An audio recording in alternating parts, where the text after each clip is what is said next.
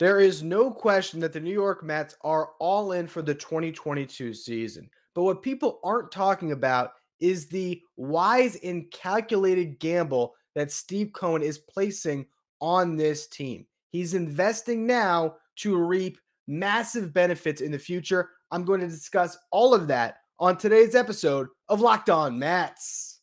You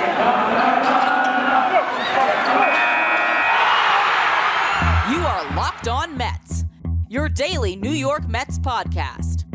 Part of the Locked On Podcast Network, your team every day.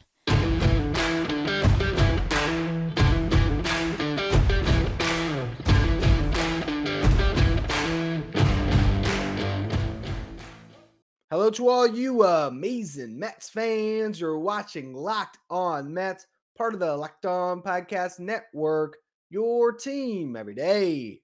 For those of you who don't know, I'm your host, Ryan Finkelstein. If you want to find any of my work, follow me on Twitter at FinkelsteinRyan. You can also find some of my writing about the Mets at justbaseball.com. So I wanted to discuss the Mets being all in today because I think that phrase is thrown around maybe too much in sports. This idea that a team goes all in. And what does that mean? Because let's just take it at its most, basic function as a phrase, right? Going all in poker, going all in on your hand. You are putting all your chips on the table. And if it hits and you come back a winner, you might enjoy a championship, right?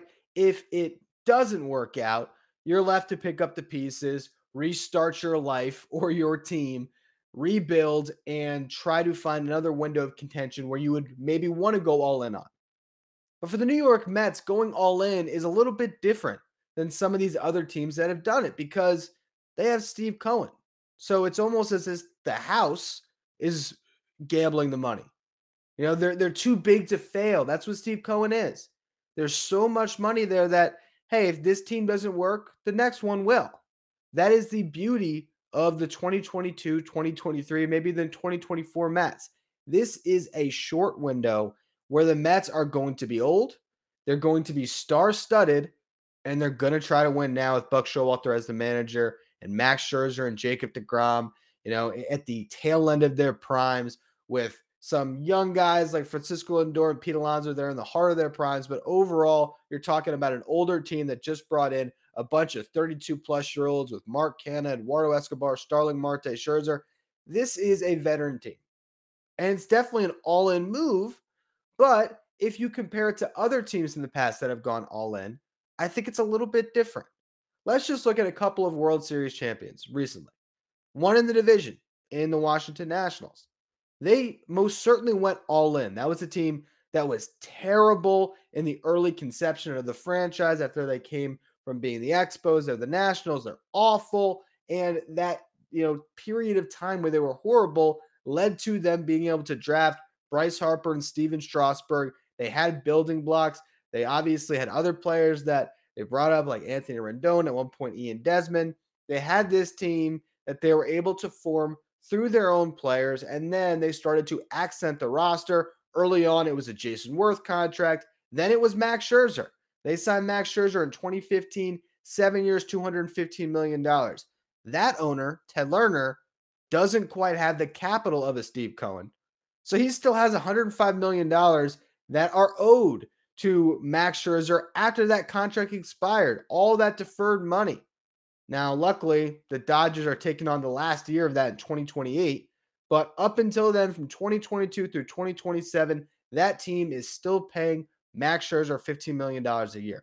But it was worth it because they won a championship. That same year, though, when they won the championship, they had previously bought another expensive pitcher in Patrick Corbin, $140 million, 6 years. Then after winning the World Series, they still felt they had a window. Scherzer had a couple years left. They re-signed Steven Strasburg with all that World Series money. And now you look up a couple years later, that entire championship team is gone except for Juan Soto, Strasburg, Corbin, essentially. And they are starting from scratch around those three guys and really around Soto trying to work around the contracts that they gave up or that they gave out during the win now period.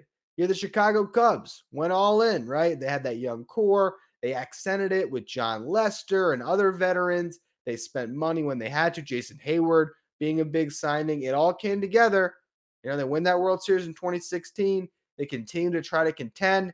Then Theo Epstein steps away. It's a period of transition. And then at the deadline last year, they traded all the stars of World Series, Javi Baez, Rizzo, Bryant, all gone. And now they're starting anew. The difference between those teams and the Mets, well, for one, their all-in push was successful, but once they had the World Series, they were able to take their foot off the gas. The beautiful thing about the Mets and their all-in approach is that this is just the beginning of a period where the Mets are going to try to be, contenders every single year. And as long as Steve Cohen owns the Mets, there's never going to be a big window to rebuild. There's never going to be this time where the Mets have to start over and sit on their hands and see what happens next, because he can buy his way out of problems. But still, going in on this team in particular is interesting because he didn't have to go out and give Max Scherzer $130 million. The Mets easily could have, signed Starling Marte, and maybe you just stick with that to replace Michael Conforto, and you don't bring in Mark Canha because why give $26+ million to him when you're giving all this money to Marte? They could have gone out, got Marte, maybe bring Marcus Stroman back, just made a couple of tweaks and say, hey, you know what? We still have a talented roster. We brought in Lindor last year. We still have Pete Alonso, Brandon Nimmo. This team is still good enough, and they could have just tried to play out this season, hope they get some guys like Mark Vientos and, a couple others that could contribute, if not next year, the year following, with Brett Beatty coming through the pipeline. And then maybe you would go all in the future or invest more in the future. But right now, this is a window where Steve Cohen wants to maximize the buzz around this franchise. And that has led him to not only invest in a Max Scherzer, a Canha, an Escobar, a Marte, but that also has him bringing in Buck Showalter and trying to have a team that is not only going to be great, but extremely entertaining. And I think that all of this is a very calculated investment. This is more of an investment into the future than an all-in gamble, even though it appears more like an all-in gamble. And I want to talk about that a little bit more in just a minute. It's the new year, so that means New Year's resolutions. If yours is about getting fit or eating healthier, make sure you include Built Bar in your plan. Built Bar is the protein bar that tastes like a candy bar. It'll make it so much easier to stick to your resolution because they taste so good you'll want to eat them. Unlike other protein bars that can be chalky or waxy, Built Bars are soft and easy to chew. They come covered in 100% chocolate, so they are just the most delicious snack. There's so many flavors to choose from, whether it's the coconut almond bar, peanut butter brownie, raspberry, my personal favorite, cookies and cream, salted caramel, mint brownie, and in fact, Built is always coming out with new limited time flavors. So you're going to want to check out built.com often to see what's new. And if you want to try Built Bar today, go to built.com, use the promo code LOCK15, and you'll get 15% off your next order. You can buy a mixed box, try a couple of flavors, see which ones you like best. And then once again, use that promo code LOCK15, and you'll continue to get 15% off on your favorite Built Bars at built.com. So right now, nationally, I think Steve Cohen has been categorized as this super fan who is just willing to buy championships. He's George Steinbrenner reincarnate. This is the new rich owner who wants to be bigger and better than everyone, and any free agent is on the table. Spend, lessen that margin for error going into the season, have as many star players as possible to carry you through it, get in the playoffs, and try to win big. And while all of that is true to a certain extent, I think that Cohen is being sold a little bit short here with what he is doing right now. I don't think everyone is looking at the big picture enough. This is a guy that's investing money all over the place. It's not just on the roster, although the roster is what stands out, right? When he gives $130 million to Max Scherzer, $341 million to Francisco Lindor, who knows the big bag of cash that Jacob deGrom or Pete Alonso could be getting in the coming years. He is investing a lot in player salary, but he's also investing in analytics, in player development, in scouting. so many different facets of the organization, and it goes even beyond that. He's upgrading Citi Field. He has this new deal with Samsung to add all these LED paneling to make the presentation of the games more digitally enhanced. And Samsung is going to do that over the next 2 years. In 2023, there's going to be this massive, ridiculous 4K scoreboard out in center field. There is a lot that's being poured into this franchise right now. And it's not just about, this next season. It's about bringing up a new culture of Mets fans. It's about capturing the imagination of New York City and having a team like the 1980s Mets that can win big, that gets all these fans wearing blue and orange, part of this team, hopping on the bandwagon, selling out crowds, buying beer, buying hot dogs, pretzels, all that good stuff, jerseys. Steve Cohen is still a businessman. And while he might seem like just this super fan who wants to win now, which he does, there's also more layers to it. He wants the Mets to be successful forever. That's the type of thing that, a wealthy man who has this much power thinks about, is leaving a legacy. And I believe that he truly wants to leave a legacy with this team, with this franchise that he loves so much as a fan. But the idea isn't to burn hundreds of $1 million every single year just because you can. The idea isn't to have a roster that always has to be floated by free agents while you're still dealing with the bloated salaries of past free agency as you continue to just try to win titles every single year. The goal is to be self-sufficient. The goal is to pour all this money into your analytics department, your scouting, your player development now, so that in 3 years, you have a top 20 list of prospects that rivals any team in baseball. So you are the East Coast Dodgers, as has been thrown around, ever since he bought the team. That's what you're trying to get to.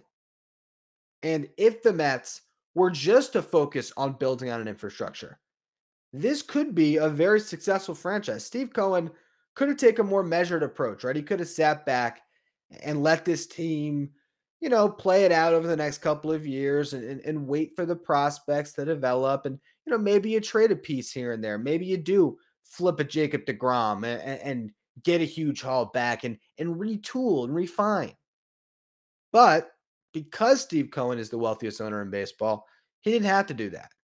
But that is also why the Mets haven't been super aggressive trading prospects, even this past year.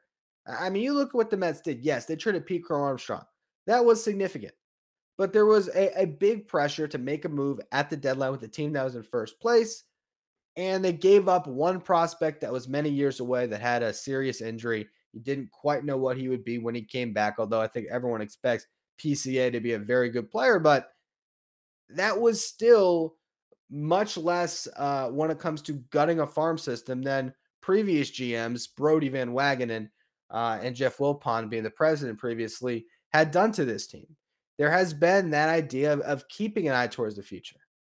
And in the meantime, you can go all in with this team without impacting that, without, putting yourself in a position where if this team busts and you don't win, you're ruined for the next 3 years. That is what Steve Cohen has given these fans, this franchise, that ability to have a hell of a lot of fun the next couple of years with a $300 million payroll. And then hopefully you won't have to do that moving forward, because there is going to be a period of time where Steve Cohen's not going to want to pay a huge luxury tax bill that's just going to get more and more expensive every year that he stays in the tax. But he's still always going to want to win.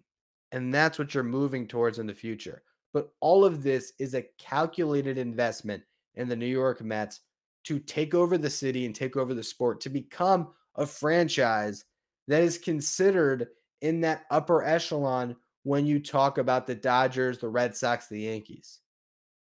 The Mets still have that imposter syndrome where they're a big market team that, when everything breaks right, can be in that conversation, but everyone's still laughing at them. That is something that he's trying to break. And I think that he's taken the right steps here. But again, these are steps moving towards a direction where this team is trying to be the best of the best in more things than just the best at spending money in free agency. But can you imagine what will happen if the New York Mets win a World Series in the next couple of years? What that's going to do for this franchise? I want to explore that a bit more in just a minute. Bet Online would like to wish you a happy new betting year as we continue our march to the playoffs and beyond. Bet Online remains the number one spot for all the best sports wagering action for 2022. New year, new updated desktop and mobile website. So sign up today and receive your 50% welcome bonus on your first deposit just by using the promo code Locked On. From football, basketball, hockey, boxing, and UFC, right to your favorite Vegas casino games. Don't wait to take advantage of all the amazing offers available for 2022. BetOnline is the fastest and easiest way to wager on all your favorite sports. Bet online, where the game starts.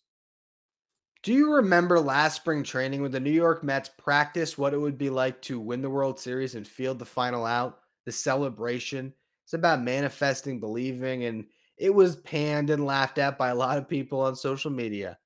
But I want to do that in podcast form for a minute here. I want everyone who's listening, lean back, if you're sitting down, relax, take a deep breath, and just think about what could be. The date is, November 1st. The New York Mets are taking on, let's say it's the Boston Red Sox. Very fitting. 1986, last time these two teams met in the World Series. Last time the Mets won a World Series. Here's an opportunity to do it once again. And who's on the mound for Game 6? Jacob deGrom. You got Max Scherzer waiting in the wings for a Game 7 if you get there. But the Mets are up 3-1. They have an opportunity to close things out. Or what did I say? Game 6, 3-2. As you see, running theme on this show, terrible at math. What can I say? That's why I'm a writer. Can you imagine? Jacob deGrom goes out, gives you 7 innings. The Mets aren't scoring a lot of runs, but then Francisco Lindor gets a big double, and Pete Alonso hits a home run. The Mets are up 2-0. DeGrom goes 110 pitches to get you through 7. Big old Max Scherzer comes running out of the pen to get you the last 6 outs, and the New York Mets are World Series champions. Can you imagine what that would do for this franchise moving forward? If you win with this group. Because now suddenly the perception of the Mets has changed. You could bring a lot of these guys back. You could try to defend your title. But in the process, you have another year under your belt of pouring money and resources into the minor leagues, into the farm system, into developing your players. And the team has the confidence that you can live off a World Series for a couple of years. And you can keep winning and keep being in the mix. But you get the monkey off your back and you win in 2022, you can take your foot off the gas slightly and still have a great team moving forward. And, you're at the deadline the next year. Maybe you hadn't made the biggest of splashes in free agency. Your farm system is a little bit better. You could always address a roster. That way, suddenly more avenues are open. That is where you have to be as a franchise. You have to have the great farm system, the great player development in place that gets you that farm system, that gets talent to the big leagues that can help you. And then when you need to get talent externally, you have the prospects to trade. And then, of course, you can make the timely free agent acquisitions that take your team over the top. But what really excites me, and I've said it before and I continue to harp on this, but it's the fact that the Mets are rebuilding right now. That's the thing that blows my mind that no one's talking about. The Mets are in the midst of a rebuild with a $300 million payroll. Because they're rebuilding the farm system. They're rebuilding the infrastructure. They're rebuilding everything. They're rebuilding the freaking ballpark. But they got this Broadway show that's going to be taking center stage. Hopefully, this lockout needs to end at some point in late March, early April. They're going to have this team up in Citi Field with all these stars that everyone's going to get to latch onto, where people are going to be flooding to the ballpark to watch these games. And it's going to be an incredible showcase. It's going to be years that Mets fans should be able to remember. Remember that team they put together, Steve Cohen's second year? All the star power. And it could just be, remember that team that fell flat? All those old guys got hurt. What were they thinking? But if that happens, if the all-in bet were to fold or bust, it wasn't going to work out for the Mets. The beauty is it's not a team that goes all in like trying to think of a recent example where a team went all in and wasn't successful and then had to basically scrap it all and start over. I mean, the Blue Jays did it somewhat recently. They had those teams. In the 2015 range, Jose Batista, Edwin Encarnacion, Troy Tulowitzki, that didn't work out. There's been others. I mean, the Detroit Tigers had a run. You had the Baltimore Orioles have a run, the Pittsburgh Pirates had a run, and then all of a sudden, those teams had to go through these lengthy periods of a bunch of minor league players on the roster that weren't real prospects, and you're just getting through 162. And that's not going to happen with this Mets team. Even if disaster happens in 2021, plays out again in 2022, and this team doesn't meet expectations, next offseason, the conversation is still going to be about how the Mets are in the mix once again. And that's something that you have to be thankful for if you're a Mets fan that lived through the Wilpon era. And I certainly have scars from that era. I don't trust people the same. I don't trust my franchises that I root for. I just, you have this complex, like, whatever can go wrong will go wrong.